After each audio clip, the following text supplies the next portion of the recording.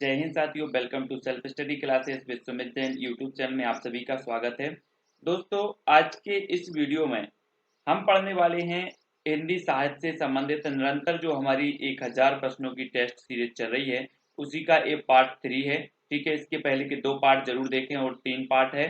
ठीक है, तो आज का जो हमारा पहला प्रश्न है, पद्मावत का लेखक कौन है। आपको प्रश्न क्रमांक 101 का उत्तर बताना है। जी हाँ दोस्तों, तो आप हमें इंस्टाग्राम में भी आप फॉलो कर सकते हैं, जहां पर इंस्टाग्राम में आपको सर्च करना है Sumit Jain self study classes. ठीक है, फेसबुक में सर्च करना है सुमित जैन, टेलीग्राम में सर्च करना है IAS स्टडी ट्रिक और ज्वाइन हो जाना है। ठीक है, तो पद्मावत का लेखक कौन है हमें बताना है।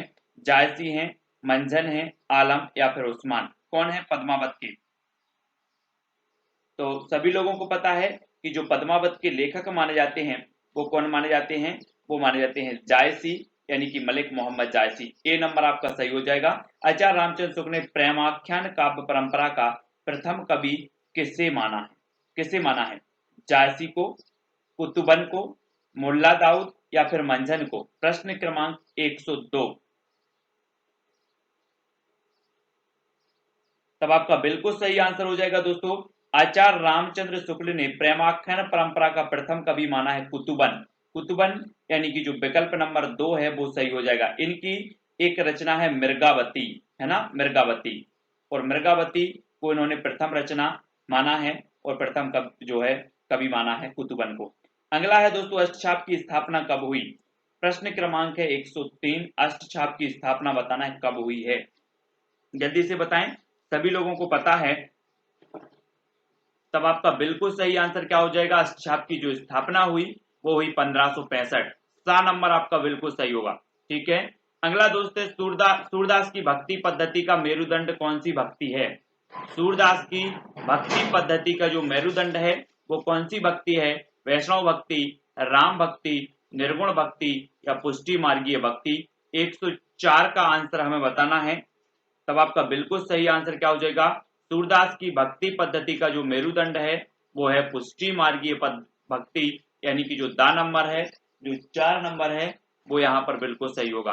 ठीक है, अगला है दोस्तों, अजगर करे न चाकरी, पंछी करे न काम, दास मलूका कह गए सबके दाता राम। उपर्युक्त पंक्तियां किस कवि की हैं। प्रश्न क्रमांक 105 का उत्तर बताना है।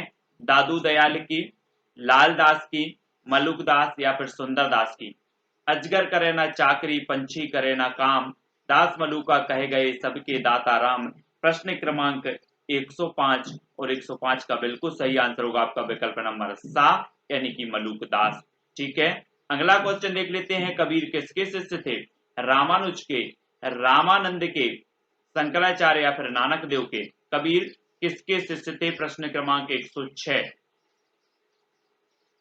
तब आपका बिल्कुल सही आंसर क्या हो जाएगा, रामानंद। रामानंद के 12 शिष्य थे दोस्तों, और 12 शिष्यों में एक थे कबीर। ठीक है, तो आपका बी नंबर बिल्कुल सही होगा। चंडायन किस लेखक की रचना है। प्रश्न क्रमांक 107।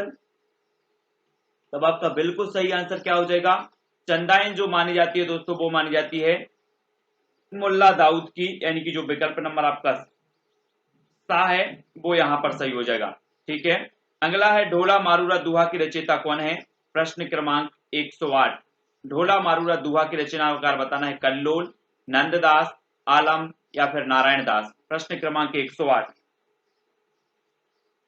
तो आपका बिल्कुल सही आंसर होगा ढोला मारूरा दोहा के जो रचयिता माने जाते हैं। यहाँ पर कल्लोल दिया है तो आप कल्लोल लगाएंगे, कहीं कहीं पर कुशल लाभ भी मिलता है, तो कल्लोल दिया है तो कल्लोल, और कुशल लाभ दिया है तो कुशल लाभ। ठीक है, इस प्रकार से आपको याद रख लेना है। अगला क्वेश्चन देखो, किस रामायण के आदि काव्य मानकर, किस रामायण को आदि काव्य मानकर राम कथा के मूल स्रोत के रूप में स्वीकार किया जाता है।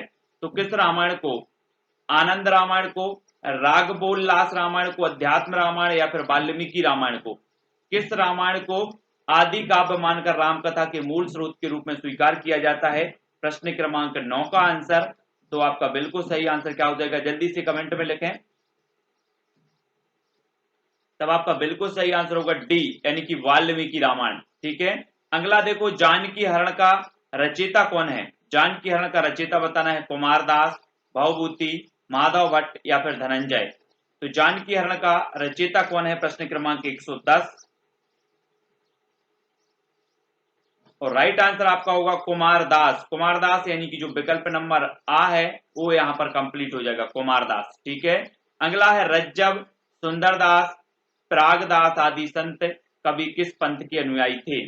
तो किस पंथ के थे, नानक पंथ के, दादू पंथ के, कबीर पंथ के या इस्लाम पंथ के।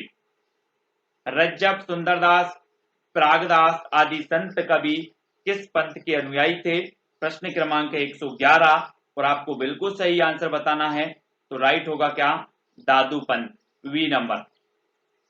अगला है दोस्तों रामलला नेहचू किसकी रचना है, तुलसीदास की, रहीम की, केशवदास की या फिर नाभादास की।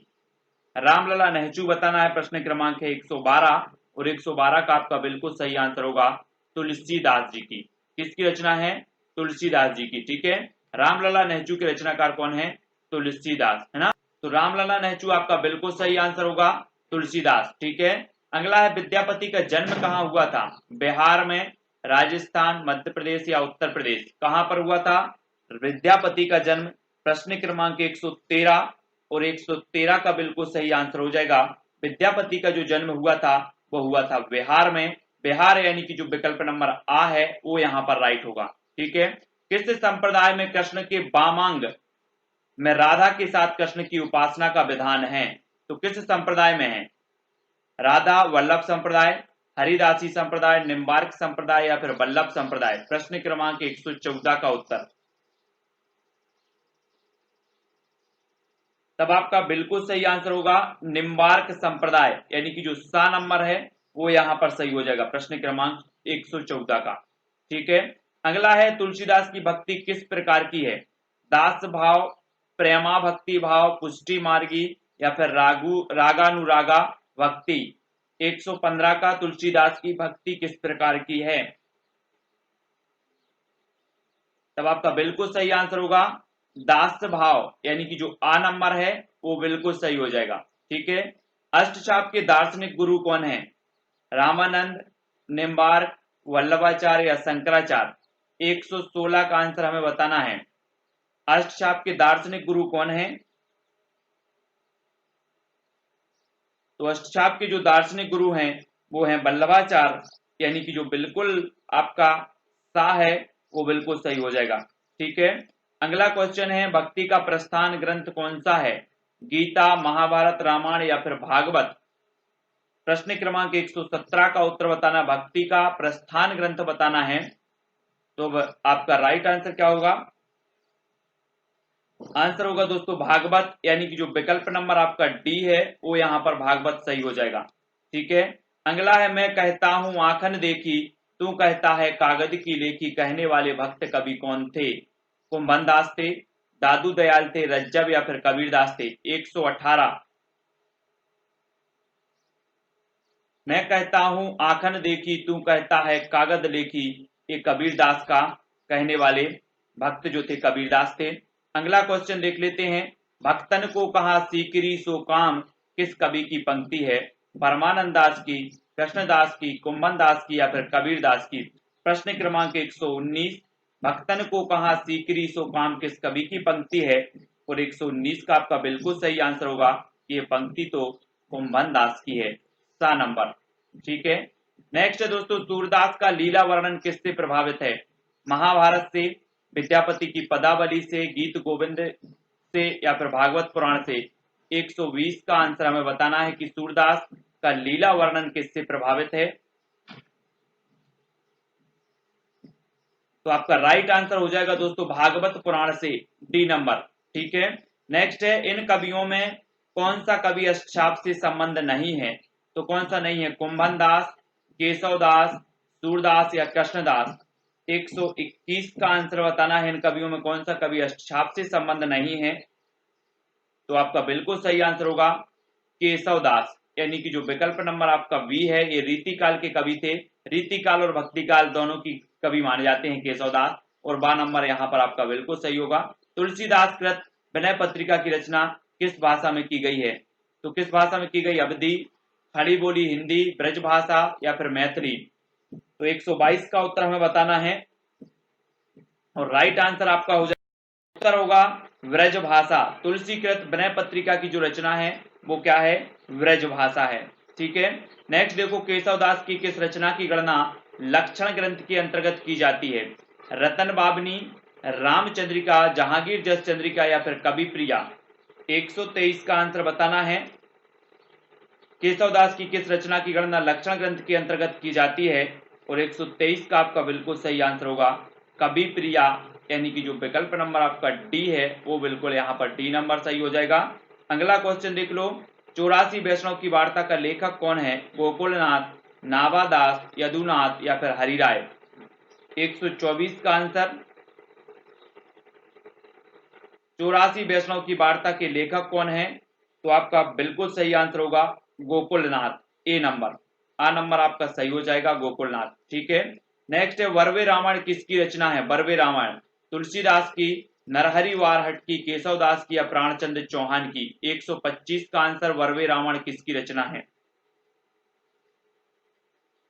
तो वर्वे रामायण ये रचना है तुलसीदास, आ नंबर आपका बिल्कुल सही होगा तुलसीदास जी की। ठीक है, अगला है कृष्ण की सरस क्रीड़ाओं का वर्णन करने वाला प्रख्यात ग्रंथ कौन सा है? तो कृष्ण कर्णामृत, गीत गोविंद, कंस निधन महाकाव्य या फिर ध्वन्यालोक। कृष्ण की सरस क्रीड़ाओं का वर्णन करने वाला प्रख्यात ग्रंथ कौन सा है? 126 का आंसर,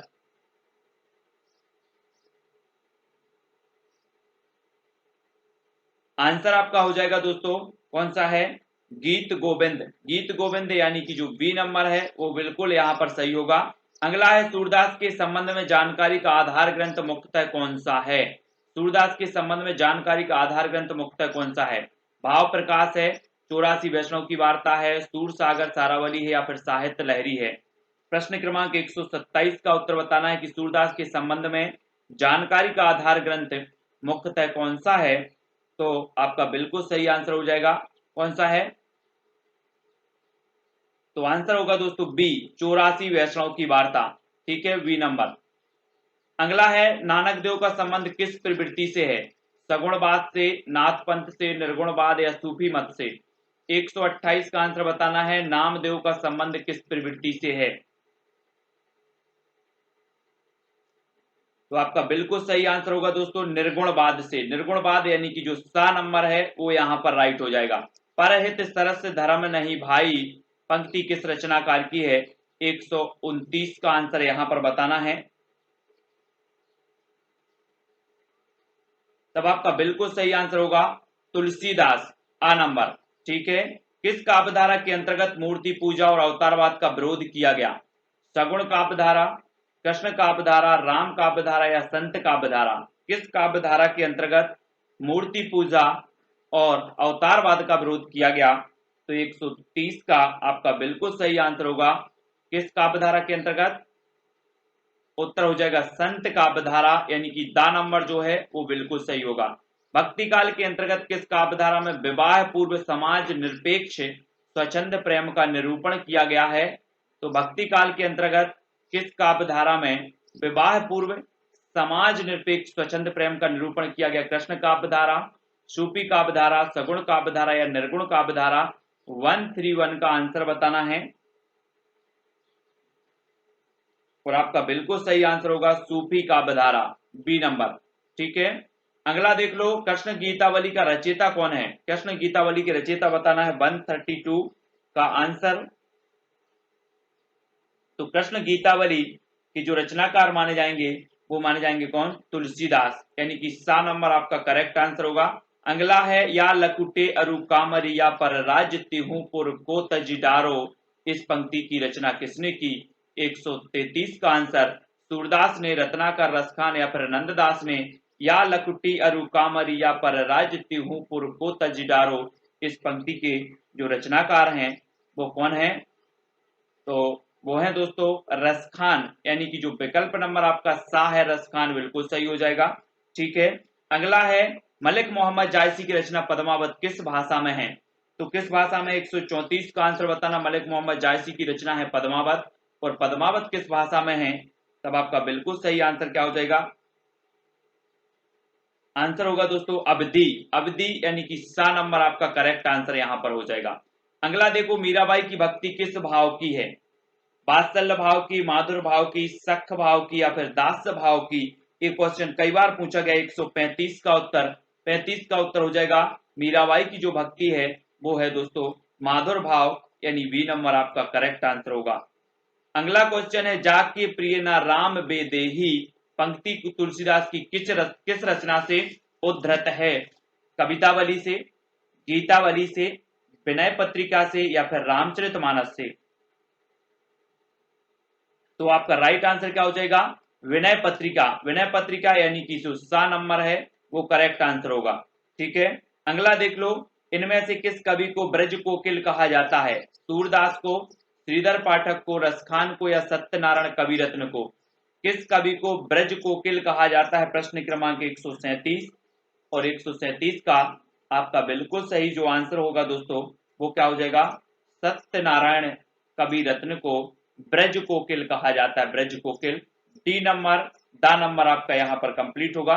अगला है, संत साहित्य में सबसे अधिक पंडित कौन कवि थे? जल्दी से बताओ, रज्जब, दरिया, सुंदरदास, या दादू दयाल? 138 का आंसर।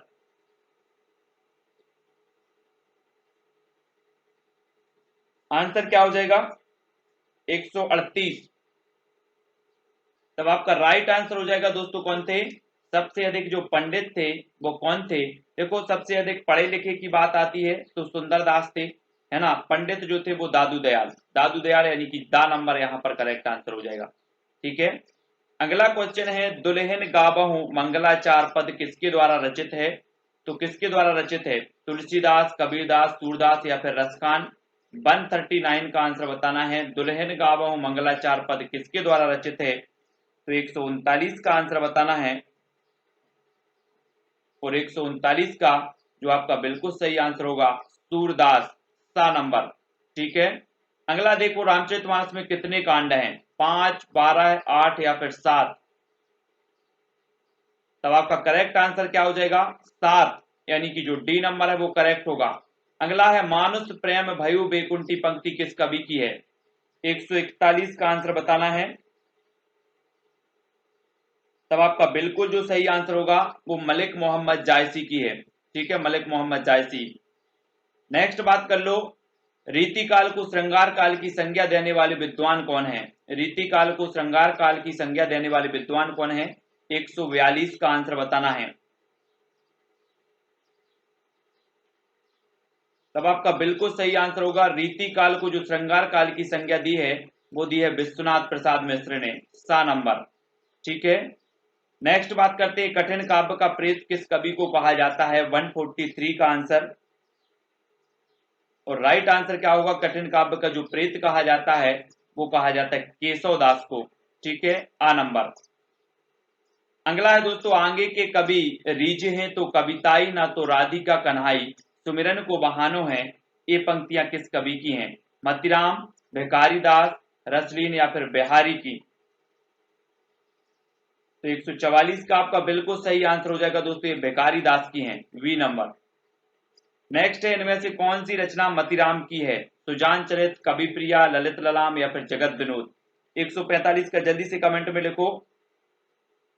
तो मतीराम की जो रचना है वो रचना कौन सी है? ललित ललाम, यानी कि सा नंबर आपका करेक्ट आंसर हो जाएगा। तो इसी प्रकार से ये हमारे वो है कि मोहि तो मोरे कवित्त बनावत के कवि कौन है? मतीराम जी हैं, चिंतामणि है, रसलीन है, या फिर घनानंद है? प्रश्न क्रमांक 146, इसके पहले के वीडियो जरूर देख लेना। ठीक है, तो आपका राइट आंसर क्या हो जाएगा? मोहि तो मोरे कवित्त बनावत, इस पंक्ति के जो कवि हैं, रचनाकार हैं, वो कौन है? तब आपका उत्तर होगा घनानंद, यानी कि जो विकल्प नंबर आपका डी है वो बिल्कुल सही हो जाएगा। सुजान चरित किसकी रचना है? सुजान चरित घनानंद की, ठाकुर की, सूदन, या फिर बोधा की? तो सुजान चरित की रचनाकार कौन है? प्रश्न क्रमांक 147। 4 विकल्प में से एक का चयन करना है, तब आपका बिल्कुल सही आंसर हो जाएगा दोस्तों। सुजान चरित के जो रचनाकार हैं वो कौन है? तो उत्तर क्या हो जाएगा प्रश्न क्रमांक? तो आपका राइट आंसर होगा सूदन, सूदन, यानी कि जो विकल्प नंबर सा है वो बिल्कुल सही हो जाएगा, सूदन की है सुजान चरित। ठीक है ना। अगला क्वेश्चन है, कवि कुल कल्पतरु किसकी रचना है? कवि कुल कल्पतरु चिंतामणि, देव, केशव, या फिर मतीराम? किसकी है? प्रश्न क्रमांक 148 का उत्तर हमें बताना है कवि कुल कल्पतरु के जो रचनाकार हैं वो कौन हैं। तो मैंने कई बार याद बताया है कि कुल की चिंता सभी को रहती है, कुल की क्या रहती है, चिंता। तो कवि कुल कल्पतरु चिंतामणि यानी कि जो विकल्प नंबर आ है वो बिल्कुल सही होगा। ठीक है, रीति मुक्त कवि कौन है। आपने रीति काल में रीति मुक्त, रीति सिद्ध और रीतिबद्ध काव्य धाराएं पढ़ी होंगी, तब रीति मुक्त बताना है केशवदास, घनानंद भिखारी या फिर चिंतामणि। रीति मुक्त कवि कौन है, प्रश्न क्रमांक 149। तब आपका बिल्कुल सही आंसर हो जाएगा, क्या होगा, विकल्प नंबर बी यानी कि घनानंद। वी नंबर आपका सही हो जाएगा। ठीक है, अगला है दोस्तों, अमी हला हल मद भरे श्वेत श्याम रतनार जियत मरत झुक झुक परत जेहि चितवत एक बार। उपर्युक्त जो दोहा है वो किस कवि का है, बिहारी, रसलीन, रसखान या फिर ठाकुर का। दोस्तों आप हमें इंस्टाग्राम में भी फॉलो कर सकते हैं, अगर कोई भी आपको डाउट लगते हैं तो इंस्टाग्राम में आप पूछ सकते हैं। इंस्टाग्राम में सर्च करें Sumit Jain self study classes. ठीक है, फेसबुक में भी सर्च कर सकते हैं सुमित जैन, और व्हाट्सएप नंबर तो मैंने सभी को दिया है, तो व्हाट्सएप में भी और टेलीग्राम ग्रुप में जुड़ने के लिए आपको सर्च करना है IAS स्टडी ट्रिक और ज्वाइन हो जाना है। ठीक है, तो 150 का जो आपका उत्तर होगा वो होगा रसलीन यानी कि जो विकल्प नंबर वी है वो बिल्कुल सही हो जाएगा। निम्नलिखित ग्रंथों में कौन सा ग्रंथ छंद विवेचन से संबंध नहीं है, तो कौन सा नहीं है, प्राकृत पेंगलम, छंदो मंजरी या फिर श्रुत बोध या ब्रहवारीस। प्रश्न क्रमांक 151, निम्नलिखित ग्रंथों में कौन सा ग्रंथ छंद विवेचन से संबंध नहीं है, तो कौन सा नहीं है, तब आपका बिल्कुल सही आंसर होगा ब्रहवारीस यानी कि जो विकल्प नंबर आपका दा है वो यहां पर राइट आंसर होगा। अगला है, इनमें से किस कवि ने लक्षण ग्रंथ नहीं लिखा, तो किस कवि ने नहीं लिखा, मतीराम, चिंतामणि, भूषण या फिर घनानंद। इनमें से किस कवि ने लक्षण ग्रंथ नहीं लिखा है, 152 का उत्तर हमें बताना है, बिल्कुल सही आंसर हो जाएगा। लक्षण ग्रंथ नहीं लिखा तो किसने नहीं लिखा, मतीराम ने लिखा है, चिंतामणि ने लिखा है, भूषण ने भी लिखा है, नहीं लिखा तो वो नहीं लिखा घनानंद ने, और दा नंबर आपका बिल्कुल सही हो जाएगा। ठीक है, अगला है, रीतिकाल के किस कवि में भक्ति और श्रृंगार का समन्वयात्मक योग है। रीतिकाल के किस कवि में भक्ति और श्रृंगार का समन्वयात्मक योग है, सेनापति में, घनानंद, भिखारीदास या फिर जान कवि में। 153 का आंसर यहां पर हमें बताना है, तब आपका बिल्कुल सही आंसर क्या होगा, ए यानी कि सेनापति। ए नंबर आपका राइट आंसर होगा। अगला है, निम्नलिखित पंक्तियां किस रचनाकार की हैं, तंत्री नाद कवित्त रस सरस राग रति रंग अनबूढ़े बूढ़े तिरे जे बूढ़े सब अंग। किसकी है, घनानंद, मतीराम, बिहारी या फिर ठाकुर की। तो 154 का आपको उत्तर बताना है, राइट आंसर हो जाएगा दोस्तों बिहारी। बिहारी यानी कि विकल्प नंबर जो सा है वो कंप्लीट आंसर आपका हो जाएगा। ठीक है, अगला है, अति सूदो स्नेह को मारक है, किसकी पंक्ति है, बोधा की, ठाकुर, घनानंद या फिर आलम की। अति सूदो स्नेह को मारक है, ये पंक्ति हमें बताना है किसकी है, तो बहुत पढ़ा है आपने, और उत्तर हो जाएगा घनानंद, सा नंबर। ठीक है, नेक्स्ट, ऋतु वर्णन के लिए विशेषता रीतिकाल का कौन सा कवि प्रसिद्ध है। ऋतु वर्णन के लिए बताना है, देव है, विहारी, सेनापति या फिर पद्माकर। 156 का आंसर, ऋतु वर्णन के लिए जो प्रसिद्ध कवि हैं वो कौन माने जाते हैं, आ, वा, सादा, ABCD, इस प्रकार से आप उत्तर बता सकते हैं, और उत्तर होगा सेनापति। ठीक है, स्वच्छंद प्रेम का निर्बंध गायक कौन है, स्वच्छंद प्रेम का निर्बंध गायक बताना है कौन है, ब्रंद है, आलम है, बिहारी है या फिर मतीराम है। तो 157 का आंसर आपको बताना है, और राइट जो आंसर हो जाएगा आपका वो हो जाएगा वी, वी यानी कि आलम। ठीक है, स्वच्छंद प्रेम का निर्बंध गायक हैं तो वो है आलम। वी नंबर आपका कंप्लीट आंसर होगा। देखन में छोटे लगे घाव करें गंभीर, इस उक्ति को किस कवि की रचनाओं ने चरितार्थ किया, किस कवि की रचनाओं ने चरितार्थ किया, ठाकुर, देव, बोधा या फिर बिहारी। तो आपका प्रश्न क्रमांक 158 का आंसर बताना है, तो क्या हो जाएगा उत्तर, उत्तर होगा बिहारी यानी कि जो डी नंबर है वो यहां पर आपका राइट आंसर होगा। अगला है क्वेश्चन, मतीराम की प्रसिद्धि का आधार स्तंभ कौन सा ग्रंथ है, 159 का उत्तर बताना है। तो मतीराम की प्रसिद्धि का जो आधार स्तंभ ग्रंथ है वो कौन सा है, तो वो है रसराज। ए नंबर आपका सही होगा, रसराज। ठीक है, नेक्स्ट है, काव्य निर्णय ग्रंथ किस कवि का है, 160 का उत्तर बताना है, काव्य निर्णय ग्रंथ का ग्रंथ किस कवि का है? प्रश्न क्रमांक 160 और आंसर आपका हो जाएगा दोस्तों भिखारी दास। भिखारी दास का है काव्य निर्णय। नेक्स्ट है बिहारी सतसई में कितने दोहे हैं? 713, 700, 715 या फिर 701। बिहारी सतसई में कितने दोहे हैं? प्रश्न क्रमांक 161 और उत्तर आपका क्या हो जाएगा? बिहारी सतसई में जो दोहों की संख्या है साथियों वो है 713 है, यानी कि जो विकल्प नंबर आ है वो आपका राइट आंसर हो जाएगा, ए नंबर। नेक्स्ट है गेय पदों की रचना कौन सी है? गेय पदों की रचना बतानी सूरसागर, काव्य मंजरी, कवि प्रिया या फिर बिहारी सतसई। 162 का उत्तर गेय पदों की जो रचना है वो कौन सी है? तो आपका उत्तर होगा सूरसागर, ए नंबर। ठीक है, ए नंबर आपका सही हो जाएगा। अगला क्वेश्चन देख लेते हैं। काव्य की रीति सिखइयो सुख बीन सो यह पंक्ति किस कवि की है? चिंतामणि की, मतिराम की, भूषण या फिर भिखारी दास की। 163 का आंसर बताना है। काव्य की रीति सिखइयो सुख बीन सो, ये पंक्ति बतानी है, जल्दी से बताएं। और आपका राइट आंसर होगा भिखारी दास की, डी नंबर आपका सही हो जाएगा यहाँ पर। नेक्स्ट है आचार्य रामचंद्र शुक्ल के अनुसार रीतिकाल का सीमांकन क्या है? 1643 से 1843 ईस्वी, 1601 से 1800 ईस्वी। ये जल्दी जल्दी से पढ़ो। 164 का आंसर बताना है। ईस्वी में दिया है, यहाँ पर संवत में नहीं दिया है, तो उत्तर आपका हो जाएगा ए, 1643 से 1843 ईस्वी। ठीक है। नेक्स्ट इन ग्रंथों में सिद्धांत निरूपक ग्रंथ कौन सा है? सिद्धांत निरूपक ग्रंथ बताना है।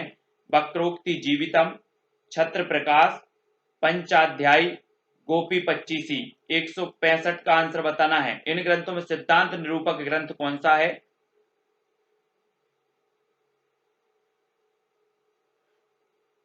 तब आपका राइट आंसर होगा वक्रोक्ति जीवितम, ए नंबर आपका, आ नंबर बिल्कुल कंप्लीट सही हो जाएगा। ठीक है। अगला है शिवा बावनी के रचयिता कौन है? गोविंद सिंह, भूषण, आलम या फिर मंडन। शिवा बावनी के रचनाकार बताना है। तो शिवा बावनी की रचयिता है भूषण, यानी कि जो विकल्प नंबर आपका वी है वाह है वो बिल्कुल सही होगा। ठीक है। रीतिकाल को अलंकृत काल की संज्ञा किसने दी? मिश्र बंधु ने, राम कुमार वर्मा, धीरेन्द्र वर्मा या फिर हजारी प्रसाद द्विवेदी। तो रीतिकाल को अलंकृत काल की संज्ञा किसने दी? 167 का आंसर बताना है अलंकृत काल। और अलंकृत काल की जो संज्ञा दी है वो मिश्र बंधुओं ने दी है, आ नंबर। ठीक है। अगला क्वेश्चन है दोस्तों, इश्क नामा किसकी कृति है? आलम की है, बोधा की है, ठाकुर या फिर द्विजदेव। इश्क नामा बताना है। 168 का आंसर बताना है। तो इश्क नामा के जो रचनाकार हैं वो कौन है? तो आपका बिल्कुल सही आंसर होगा बोधा कवि। बोधा यानी कि वी नंबर आपका यहाँ पर सही हो जाएगा। ठीक है। अगला इनमें से कौन सा कवि रीतिबद्ध काव्यधारा से संबंध नहीं है? तो रीतिबद्ध काव्यधारा से बताना है। 169 का चिंतामणि, मतिराम, पद्माकर या फिर बिहारी। तब आपका बिल्कुल सही आंसर होगा बिहारी, यानी कि जो दा नंबर है वो कंप्लीट आंसर सही हो जाएगा। ठीक है। अगला क्वेश्चन देखो दोस्तों, यद्यपि सुजाति सुलक्षणी सुवर्ण सरस सुभ्रत्र भूषण बिनुना ब्राजही कविता वनिता मित्र। 170 का आंसर आपका क्या हो जाएगा? चार विकल्प हैं, मतिराम, चिंतामणि, भूषण या फिर केशवदास। तो राइट आंसर होगा Keshavdas, D number. D number आपका बिल्कुल कंप्लीट सही आंसर होगा। अगला क्वेश्चन है दोस्तों, किस कवि ने सतसई की रचना नहीं की? तो सतसई की रचना किसने नहीं की? मतिराम ने, ब्रंद, बिहारी या फिर लाल कवि ने। किसने नहीं की? 171 का उत्तर बताना है। तो आपका बिल्कुल सही आंसर होगा लाल कवि, यानी कि जो डी नंबर है वो कंप्लीट आंसर सही हो जाएगा। ठीक है। अगला है किस कवि की कविता की हृदय वेधकता को लक्ष्य करके उसे नावक के तीर कहा गया है? तो आपको बताना है बिहारी, घनानंद, देव या फिर पद्माकर। किस कवि की कविता की हृदय वेधकता को लक्ष्य करके उसे नाविक के तीर कवि कहा गया है, नाविक के तीर कहा गया है? 172 का आंसर। तो आपका राइट आंसर जो हो जाएगा वो हो जाएगा बिहारी को। बिहारी यानी कि जो आ नंबर है वो बिल्कुल कंप्लीट सही आंसर होगा। अगला है छत्र प्रकाश किसकी रचना है? छत्र प्रकाश 173 लाल कवि की, श्रीधर की, ग्वाल की या फिर मंडन की। तो 173 का आंसर बताना है। छत्र प्रकाश किसकी रचना है? तो वो है लाल कवि की, ए नंबर आपका सही आंसर हो जाएगा, लाल कवि। अगला है दोस्तों अमिदा उत्तम काव्य है मध्य लक्षणा लीन, अधम व्यंजना रस बिरस उल्टी कहत नवीन। यह स्थापना किसकी है? चिंतामणि, देव, भारतेंदु या फिर बालकर्ण शर्मा नवीन। 174 का आंसर हमें बताना है। तब आपका बिल्कुल सही आंसर क्या हो जाएगा? देव। देव यानी कि जो विकल्प नंबर वी है वो आपका यहाँ पर सही होगा। अगला है सुजान विनोद किसकी रचना है? देव की, चिंतामणि, घनानंद या फिर पद्माकर की। सुजान विनोद प्रश्न क्रमांक 175 का बताना है। सुजान विनोद की जो रचनाकार हैं वो कौन है? आंसर हो जाएगा देव कवि। ठीक है, ए नंबर। नेक्स्ट दोस्तों बिहारी सत्सई पर किस ग्रंथ का प्रभाव है? नवरस तरंग का, श्रृंगार सागर का, गाथा सप्तशती का या ब्रज विलास का। 176 का आंसर बताना बिहारी सत्सई पर किस ग्रंथ का प्रभाव है।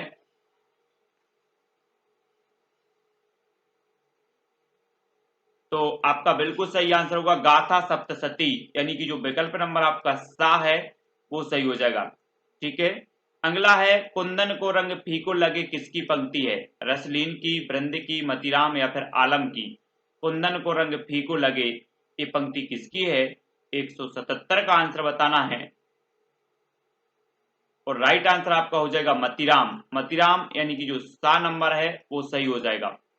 नेक्स्ट है मेरो तो गिरधर गोपाल यह पंक्ति किसकी है? तुलसीदास की, मीराबाई, रसखान या फिर रहीम की। मेरो तो गिरधर गोपाल ये जो पंक्ति है ये मीराबाई जी की है, वी नंबर। ठीक है, नेक्स्ट है कवितावली के रचयिता कौन है? सूरदास, कुंभनदास, मीराबाई या फिर तुलसीदास।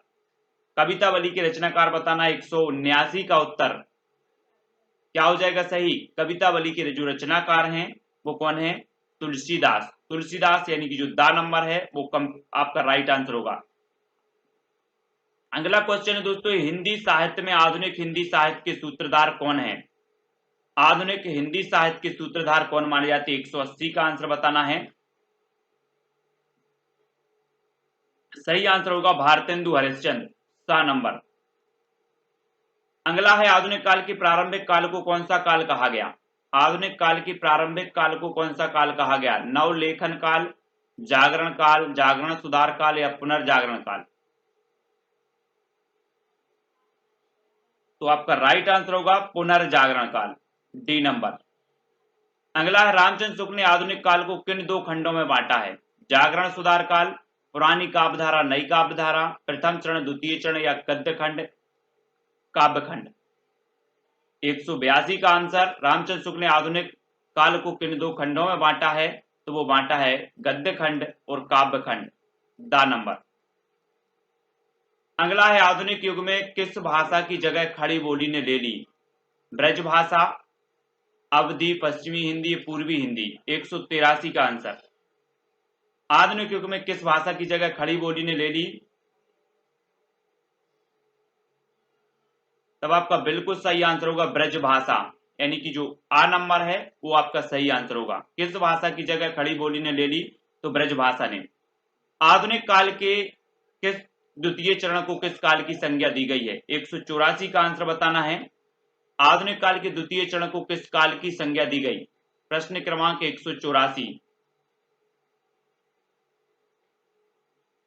आधुनिक काल के द्वितीय चरण को किस काल की संज्ञा दी गई? तो वो सुधार काल, यानी कि जो वा नंबर है वो आपका यहां पर सही होगा। आधुनिक काल की प्रारंभिक सीमा क्या मानी गई है? 185 का आंसर बताना है।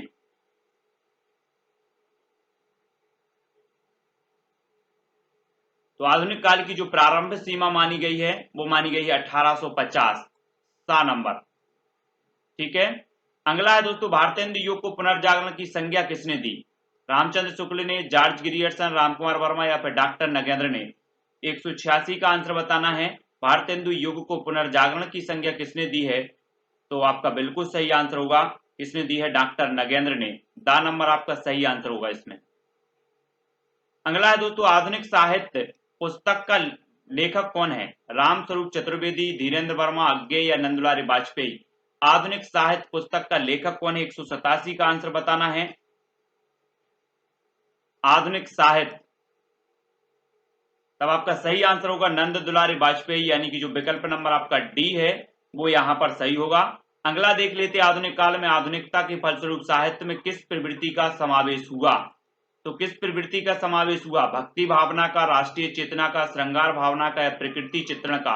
188 का आंसर हमें बताना है और 188 का जो आपका सही आंसर होगा वो क्या हो जाएगा? राष्ट्रीय चेतना। राष्ट्रीय चेतना यानी कि जो विकल्प नंबर आपका बी है, आधुनिक काल में आधुनिकता के फलस्वरूप राष्ट्रीय साहित्य में किस प्रवृत्ति का समावेश हुआ? तो राष्ट्रीय चेतना का। ठीक है, अगला क्वेश्चन है दोस्तों, हिंदी साहित्य का आधुनिक इतिहास ग्रंथ का लेखक कौन है? हिंदी साहित्य का आधुनिक इतिहास ग्रंथ का लेखक कौन है? शिवसेन सेंगर, राम कुमार वर्मा, अज्ञे या हजारी प्रसाद द्विवेदी। तो हिंदी साहित्य का आधुनिक इतिहास इस ग्रंथ के जो लेखक हैं वो हैं अज्ञे। अज्ञे यानी कि सा नंबर यहां पर आपका सही होगा। अगला क्वेश्चन है दोस्तों आपका, भारतेंदु मंडल के कवियों में इनमें से कौन सा कवि सम्मिलित नहीं है? ठाकुर जगमोहन सिंह, बद्रीनारायण चौधरी, प्रेमगन, राधा कृष्ण दास या फिर श्रीधर पाठक। भारतेंदु मंडल के कवियों में इनमें से कौन सा कवि सम्मिलित नहीं था? प्रश्न क्रमांक 190 और 190 का उत्तर जो हो जाएगा वो क्या हो जाएगा? वो हो जाएगा दोस्तों श्रीधर पाठक, यानी कि जो विकल्प नंबर डी है वो यहाँ पर राइट आंसर होगा। अब वीडियो को आपको लाइक करना है और बताना है कि आपसे कितने क्वेश्चन बने हैं, कितने क्वेश्चन के उत्तर जो है आपने सही बताए हैं, और वीडियो कैसा लगा कमेंट के माध्यम से बताएं। इसी प्रकार से जुड़े रहें और ये टेस्ट सीरीज आपकी निरंतर चलती रहेगी दोस्तों। ठीक है, वीडियो को लाइक करें। यूजीसी नेट की तैयारी करने वाले, पीजीटी की तैयारी, रीट आदि जिस भी एग्जाम की तैयारी कर रहे हैं और हिंदी साहित्य आप पढ़ना चाहते हैं, पूछा जाता है तो जरूर पढ़ें। ऐसी पूरी की पूरी प्लेलिस्ट आपकी बनी है। विस्तृत अध्ययन भी मैंने हिंदी साहित्य का करवाया है ना, विस्तृत अध्ययन करवाया है, साथ ही बहुत सारे ऐसे वीडियो अपलोड किए हैं। तो वीडियो को लाइक करके शेयर जरूर करें। आज के वीडियो के लिए बस इतना ही। जय हिंद।